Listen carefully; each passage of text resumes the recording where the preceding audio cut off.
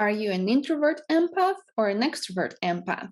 And do you know the difference? And why does it matter? Well, it matters a lot that you know because it will help you navigate being an empath and in a more empowered way. If you prefer one on one interactions, if big crowds drain you, if you feel in general that you don't fit in, if you prefer to be alone, if you really value your quiet time, if you prefer deep conversations versus surface ones, these might all be signs that you are an introvert and possibly also an empath. But what if you're an extrovert? So let's talk about all that.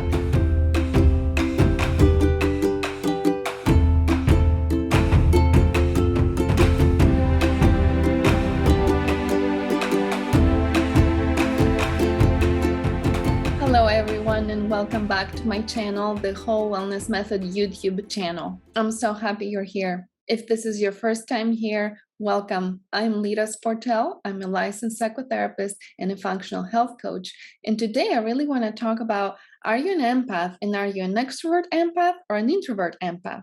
And what are some of those differences? And I have my dear friend and colleague, Gilly Henson, and a fellow empath to have this discussion with. So let's get to it. And before we get started, have you subscribed to my YouTube channel? If you haven't done so, do it right now and hit the bell button so that you can also get notified every time I post a new video. Now let's get to it. That an empath could be an introvert or an extrovert. So being an empath doesn't mean you are an introvert, which was something I initially had backwards, thinking that an empath means you're shy, you're introverted, whatever. First of all, shy and introvert don't even go together necessarily. So that's a whole separate conversation, though. So you could be an empath and be extroverted, you could be an empath and be introverted and extroverted, and you could be an empath and be introverted. So, um, but an empath does feel like you usually, like you felt throughout your life that you don't fit in, which has been me. Two hands. You feel overwhelmed by loud noises, intense odors, people who talk a lot. You frequently get overwhelmed and anxious. You could have been labeled sensitive, shy, or introverted. Arguments and yelling makes you ill.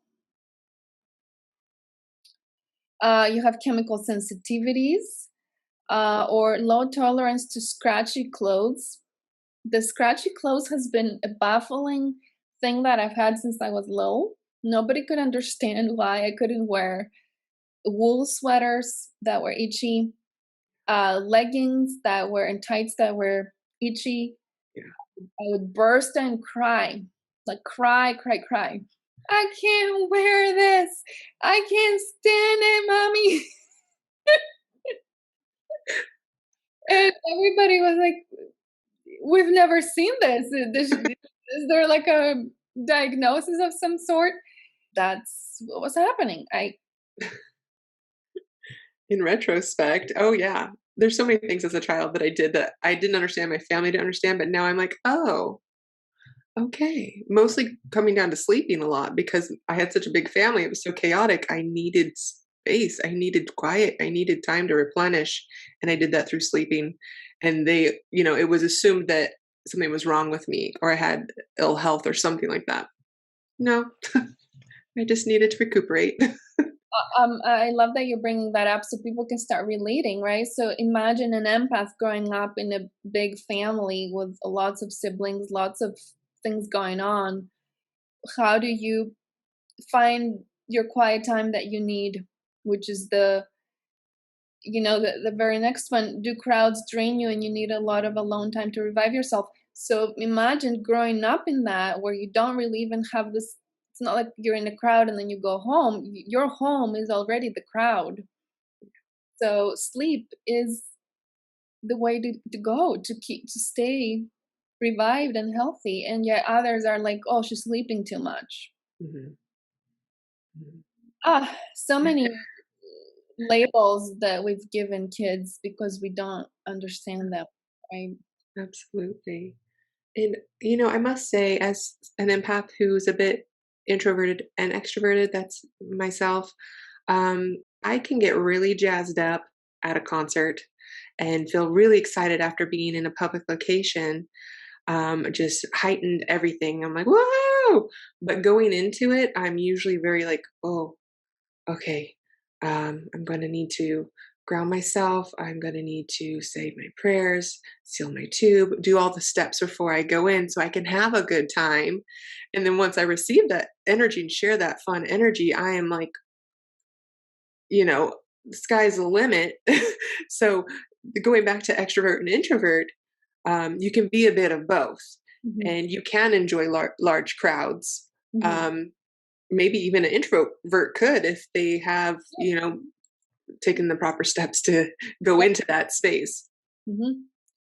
Exactly. So I'm glad you're clarifying that, because we're not saying you don't like crowds or you don't like concerts or you don't like parties.